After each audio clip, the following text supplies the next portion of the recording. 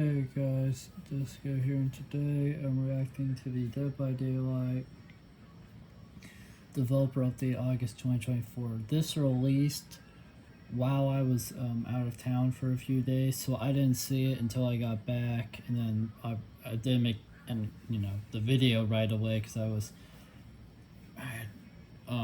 like unpacking and trying to get everything set up so I could make videos and a few other things. But yeah, I'm always excited to see these because they always give fun little updates. Let's see here.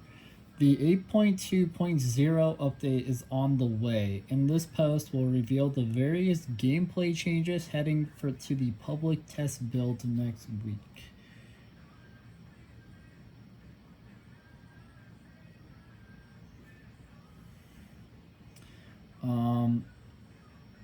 Oh, interesting. The Dredge got a minor update. That's something, alright.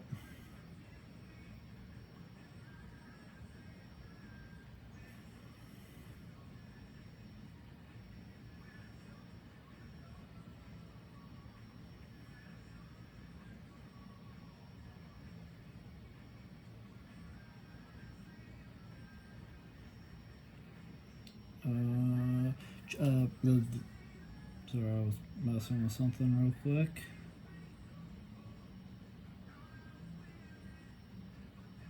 There we go. Change. Increase movement speed while charging Reign of Darkness to 3.8 meters a second, was 3.68 meters a second, so he's a little faster now while charging. That's not too bad.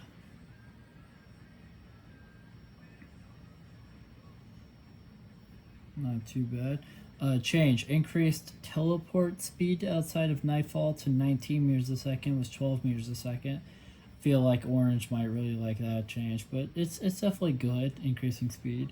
Change. Reduced teleport cooldown outside of Nightfall to 10 seconds, was 12 seconds. Okay, he got quite a few changes, so interesting to see where this goes.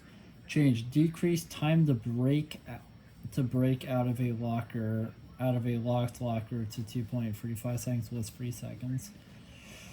I don't know how I feel about that one, because the whole point of locking the locker is that it slows him down, right?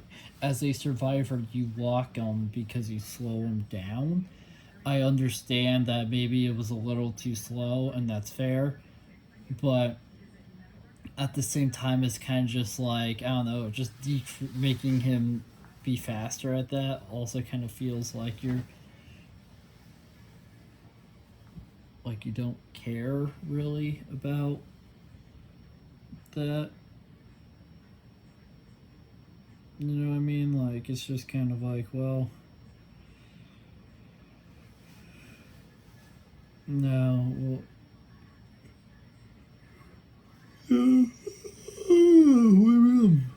thinking about too much or thinking about it the wrong way, and that's fair.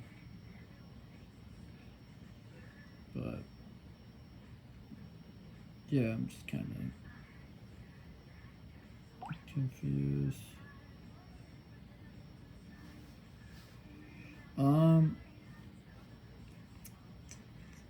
Increased charge rate of the Nightfall meter to 1 charge per second per injured survivor, was 0.75. Reduced volume of the Dredge's sound effects to make it harder to detect, and adjusted several add-ons. Developer note: we've increased the Dredge's movement speed, both while charging its power and while teleporting outside Nightfall, to give it a slight boost in both strength and feel. The Dredge could have difficulty taking advantage of the reduced visibility in Nightfall due to their loud sound effects when approaching, so we have reduced their volume. We've also incorporated part of the effects, the some must-have add-ons, into the base kit, then toned them down accordingly. So they're not going to get into the add-ons, which is fair. This is just kind of it's a developer update, right? So they're just kind of going to not fully go into it, but they're just kind of letting us know, like, hey, this is what we're doing. So yeah, I want to say the update that these guys are from, like these changes are from, is out. Again, I was out of town and just wasn't able to get to this, and then I also was busy a little bit before that. The point is I didn't get to see this until now. If you guys, if you were still earlier, you're still getting my live reactions. So, the Doctor, minor update. New, reduced static blast cooldown to 30 seconds if no survivors are in range. Honestly, not a bad change. I kind of like these updates so far. Dredge got a nice kind of make him feel a little bit better, and Doctor here, that new change sounds pretty interesting. So I'm definitely excited to see what that's like for sure. Change reduced Great blast cool down to 45 seconds if a survivor is in range. Change increased movement speed while charging stat blast to 2.99 meters a second was 1.16 meters a second, so quite a bit faster. Change adjusted static blast cooldown add-ons accordingly. Developer note: the Doctor's static blast can be a helpful tool for players who struggle to find survivors, but the long cooldown makes it punishing to miss. We've reduced the static blast cooldown slightly if a survivor is affected, and reduced it much further if nobody's in range. We also have increased its movement speed while charging a static blast to make it feel better to use. I know a lot of people complain about how long it takes certain updates to happen, but it's like they have a lot going on, you know what I mean? Like, Behavior is working on a lot of stuff, so it's just kind of like it definitely makes sense. Oh, interesting. The Nemesis. Change. Requirement for reaching mutation rate 2 has been reduced to 5 containment points was 6.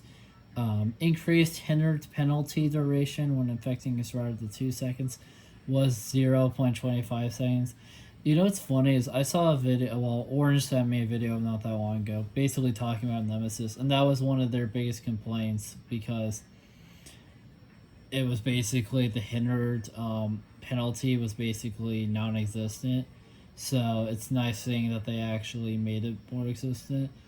Adjusted liquor tongue, and that add-on specifically did get mentioned in the video that I saw. I don't really remember the specifics of why, but I remember it being mentioned. It's Marvin's Blood add-ons.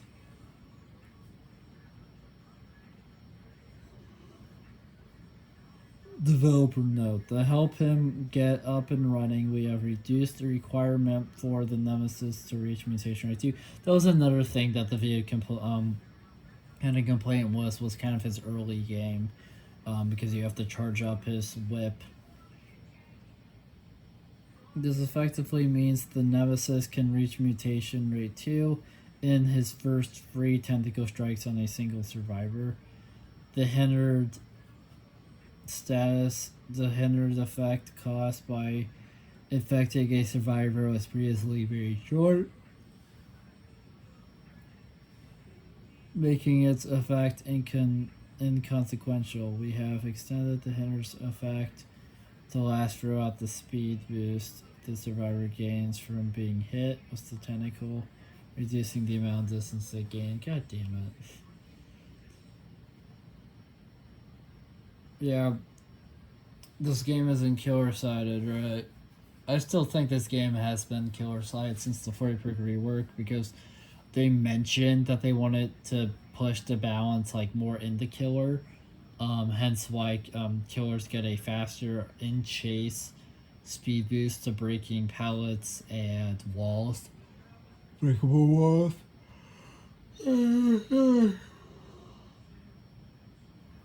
Just kind of has gone from there.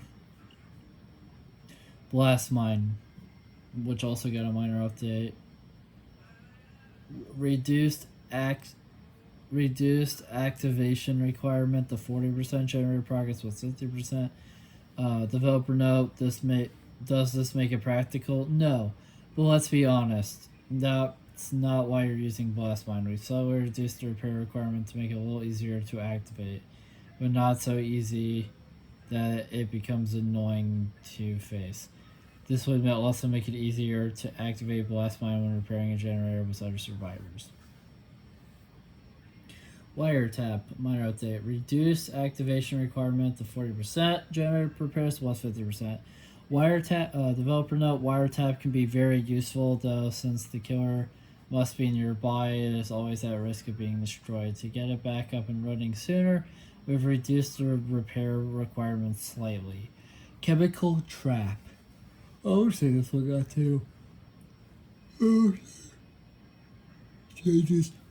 Reduced activation requirement to 20%. Generator repairs was 50%. Reduced trap duration to 40, 50, 60 seconds was 100, 110, 120 seconds. Developer note, chemical traps previous requirement was a little steep for the effect granted. We have significantly reduced the repair requirement to allow it to come into play more often. At the same time, we've reduced the traps. The spare, we have reduced the trap's lifespan, so the killer has more choice in whether or not to break certain pallets until the trap has expired. Mere delusion. Oh, interesting. So that's always been an interesting perk to me. Reduced activation requirement to 20%. Generator repairs was 50%. Reduced duration to 40, 50, 60 seconds was 100, 110, 120 seconds. Developer note, while fun to use, Mere Delusion tends to not be a game changer. We have significantly reduced the activation requirement to really make the killer question was real. But at the same time, it's like you also decreased its duration. So I don't get it. I don't. So it's kind of like if you wanted it to be more of a game changer, why should you reduce it? But whatever. Dance with me. Interesting. Reduced cooldown to 30, 25, 20 seconds was 60, 50, 40 seconds. Developer note, Dance with me's long cooldown meant it realistically would not activate more than once per chase for many players. We have reduced this significantly to create more opportunities to shake the killer, if only momentarily. Do they mean that because they buffed the shit out of killers, or is it just, I don't know, because we're bad? I don't know. I mean, I am pretty bad, so that's fair. Deception. Okay. Reduce cooldown to 30, 25, 20 seconds with 60, 50, 40 seconds. Developer note, similarly, Deception's cooldown was quite long. We have reduced this perk's cooldown so it comes into play more often. Diversion. They picked some interesting choices. Change reduced activation requirement to 30, 25, 20 seconds was 40, 45, 30 seconds. So they decreased it by a little bit. Interesting. The developer note, diversion requires being within the killer's terrorius without being chased. This is much stricter than a typical cooldown. So we have cut the requirements down significantly. I don't know if that's because I don't know about I mean, it is, but like, what I find interesting is so basically the old purple time of 30 seconds is now the yellow time. Then the green time has been cut down by 10 seconds from its from the old green, and then purple was cut down by 10 seconds. So it's like basically they just cut everything down by 10 seconds, which is which is interesting. Definitely nice, but it's interesting.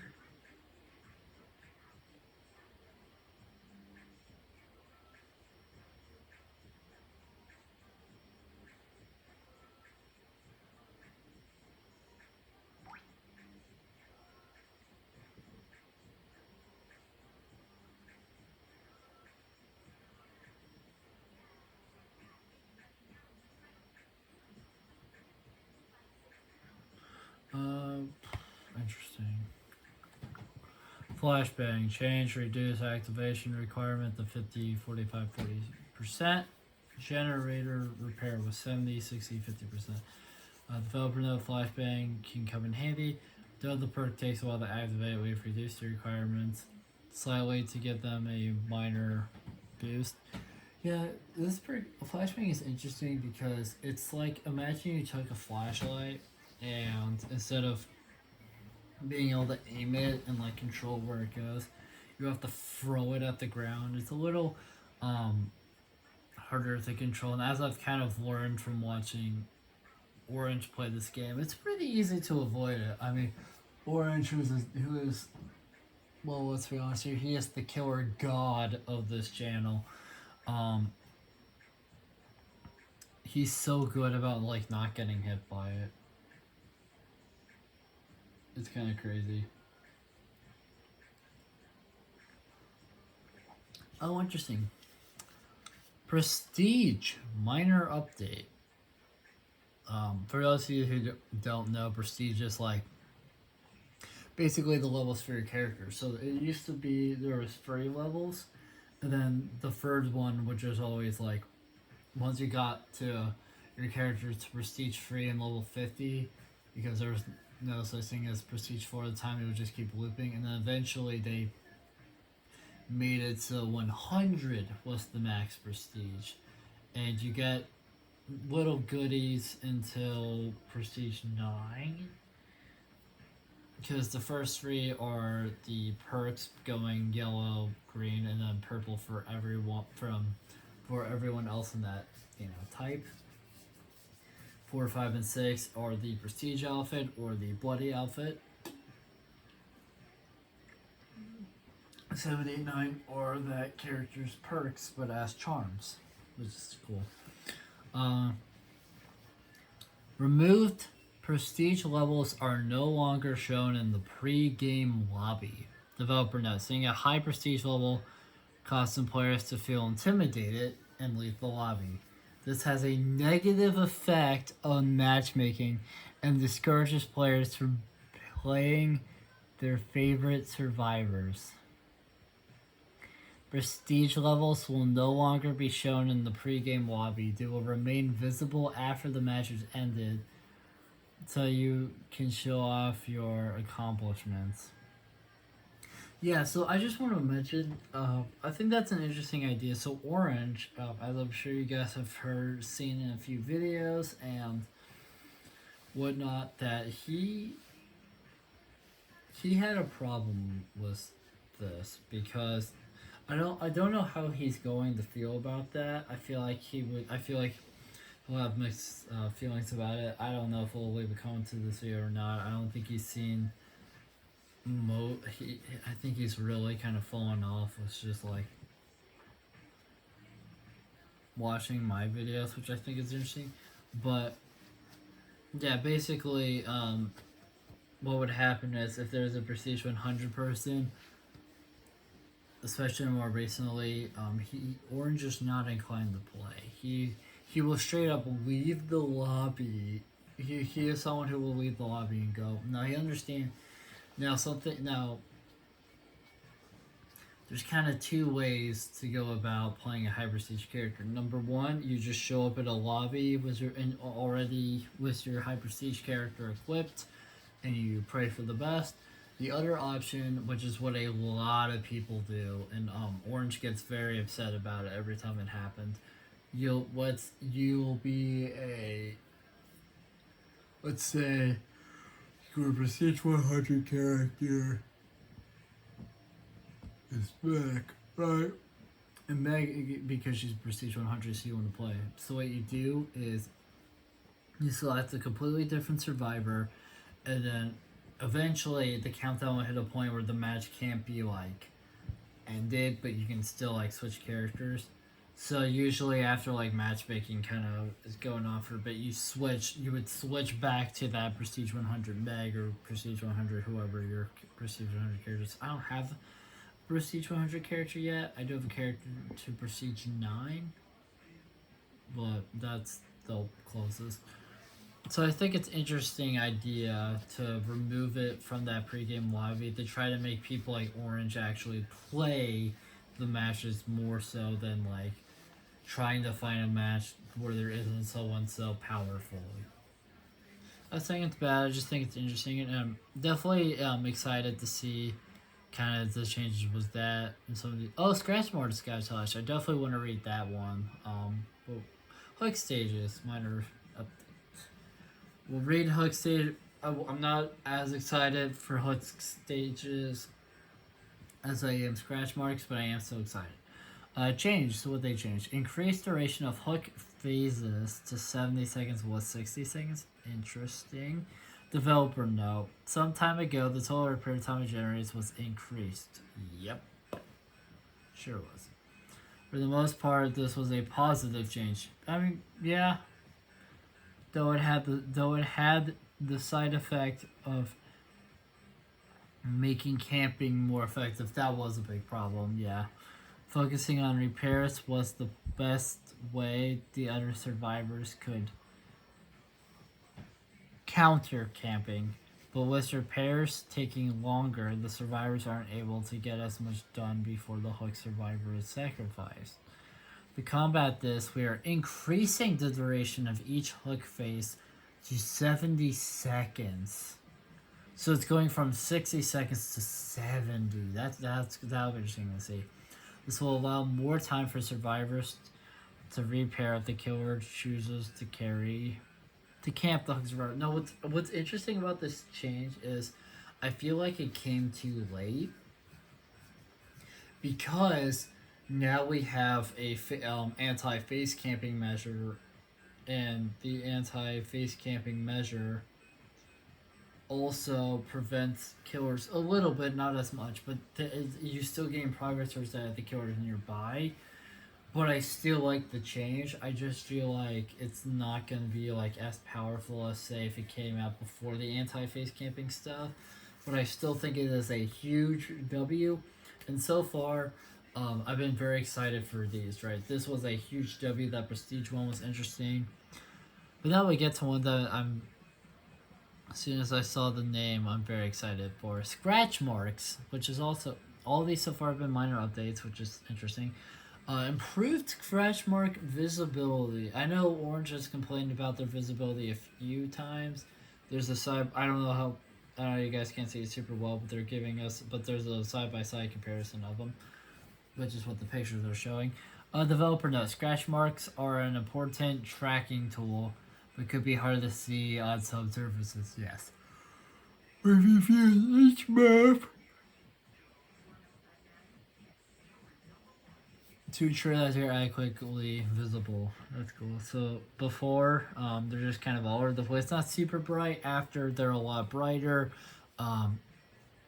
They show up on a bit more like areas and stuff. I kind of like that. Oh, interesting. Midwich Elementary School got touched. Removed breakable walls in the bathrooms. Interesting choice. Developer note, navigating the map could be difficult for those who don't have it memorized. To make it easier to take out between floors, we removed the breakable walls which previously blocked the path between floors in the bathrooms to improve vertical mobility.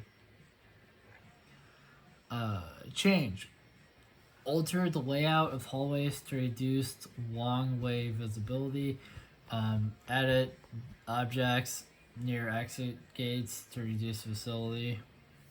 Developer note, the hallways used to have long sight lines, making it easy to spot approaching killers and difficult for survivors to hide. Yes.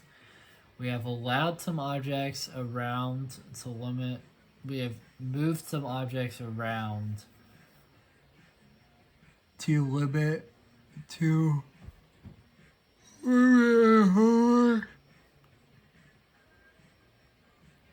We have also added objects obstructing the view of exit gates to make it harder to stand in the center of the map and monitor both gates at once.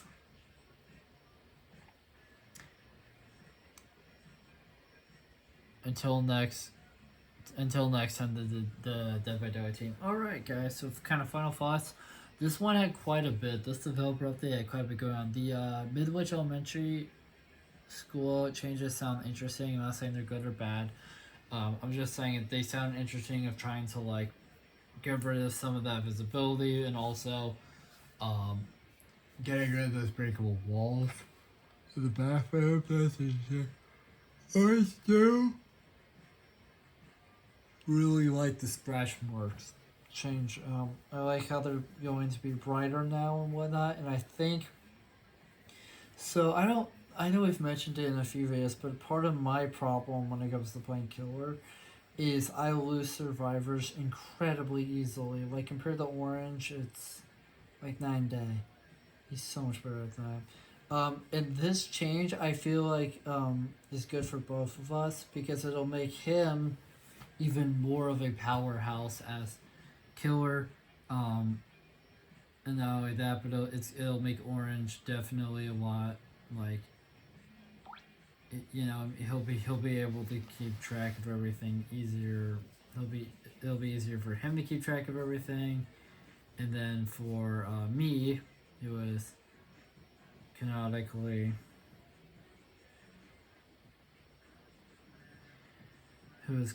dog shit as killer. I'll actually have a chance because I'll be able to see the scratch marks easier. So that change I think is game changing for players like me, for especially players like me, who are still trying to figure out killer. I've gotten some complaints on videos about kind of my mentality with killer, but you gotta remember I'm still early stages of playing killer. I think someone may have asked once why I don't play killer very often for videos, and it's just because I'm dog shit as all of them. I'm okay as a few. I've done well as like Pig and Freddy and Michael and Trapper because those are like my mains, and Pig's out there too, but that's about it. What else do we got? Oh yeah, so the hook stages I think is a pretty good change. I do like it a lot. I think I just feel like the face camping already did some of that, but I do think that hook stages plus the anti-camping, this change plus the anti-face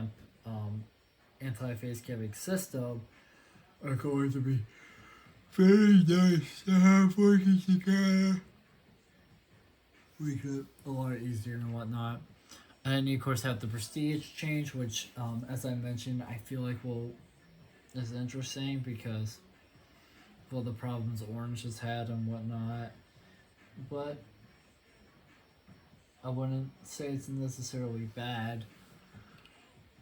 Flashbang, yeah, and then all the perks. I mean, they all basically got the same type of touch of reducing how long it took to get them. I mean, a few had a bit more going on. All the perks had fine.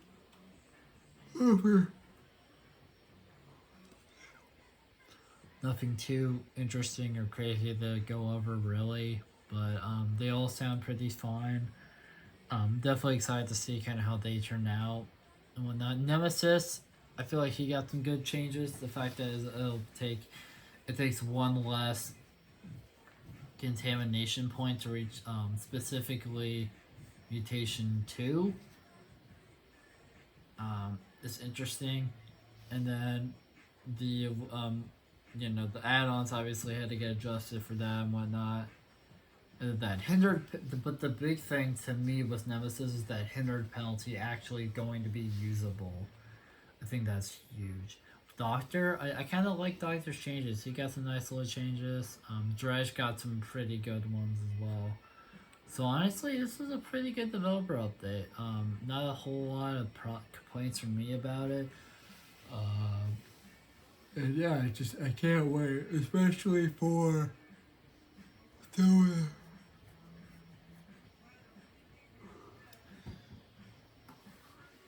especially for some of the like the scratch marks and stuff like that. But yeah, thank you guys so much for watching this video. If you liked it, make sure to like, comment, subscribe, share the video, ring the bell. Do all the algorithmic garbage, it helps us out a lot. and I'll see you guys in the next video. Bye.